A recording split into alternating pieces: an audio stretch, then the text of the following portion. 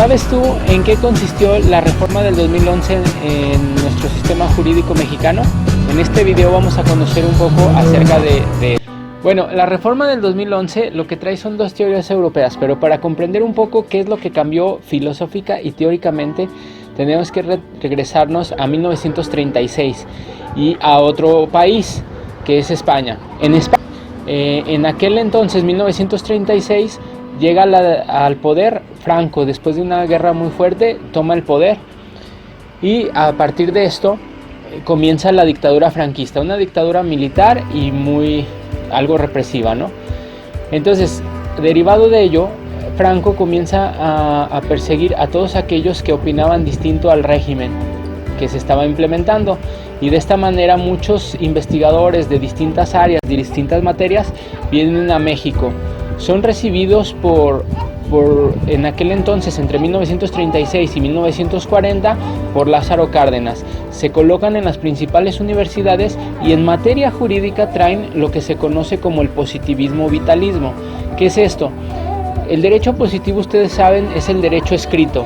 El positivismo vitalismo consiste en un derecho que se forma a partir de los valores sociales que existen en determinado lugar, ¿no?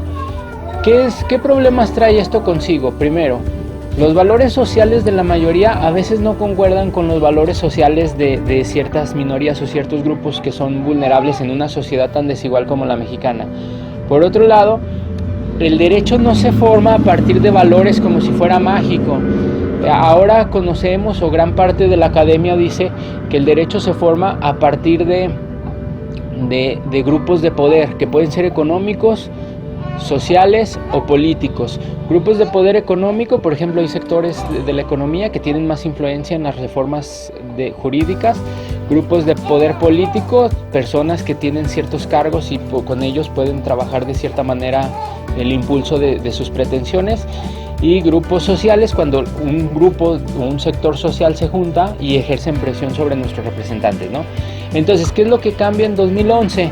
En 2011 ya no creemos de entrada que el derecho se forme a partir de estos valores sociales. En segundo lugar, entran dos teorías, una denominada garantismo y otra denominada principialismo.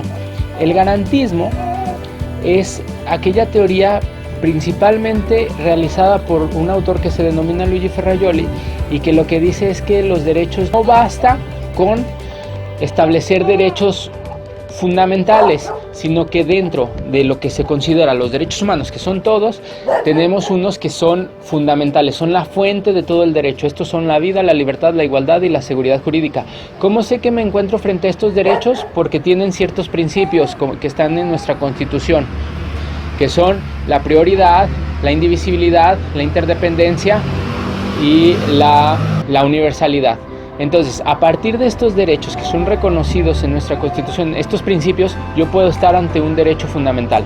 Además, adicionalmente, el gran atributo de esta teoría es decir que no basta con ponerlos en nuestros principales ordenamientos jurídicos, como antes se pensaba, que si ya estaban en la Constitución ya por eso ya estaban protegidos, sino que tengo que impulsar lo que se llaman las garantías, y las garantías van a ser aquellas cosas que van a ser posibles. Entonces, las garantías institucionales son aquellas que yo realizo para poder hacer que las instituciones de gobierno funcionen mejor. Por otro lado, tenemos el principialismo. El principialismo jurídico, conocido en América como neoconstitucionalismo, pero que es ahí un error de conceptos. En realidad, los que se dedican a esto se denominan o autodenominan principialistas. Consiste en que los derechos fundamentales son principios de optimización. ¿Qué es? Los principios de optimización, pues algunos de sus autores son Ronald Dworkin, Robert Alexy, Carlos Nino, entre otros. Los principios de optimización son la vida, la libertad, la igualdad y la seguridad jurídica. Están basadas en los principios similares al garantismo, sin embargo, no tienen una interpretación fija, sino que al contrario, tienen una interpretación que se puede ampliar, y esa es la característica principal de los derechos fundamentales. Entonces, para poder ampliar esta interpretación de los principios y de los derechos fundamentales, lo que se hace es el diseño de varias reglas jurídicas de interpretación y argumentación, y así es como más o menos funciona. ¿Cuáles son los problemas de fondo con esta reforma? Pues que seguimos en México sin poder diseñar una teoría oficial que parta desde nuestra propia realidad. Ambas teorías se han diseñado en otra realidad, el positivismo vitalismo se diseñó en otra, pero pues ese ya es tema de otro video. Saludos.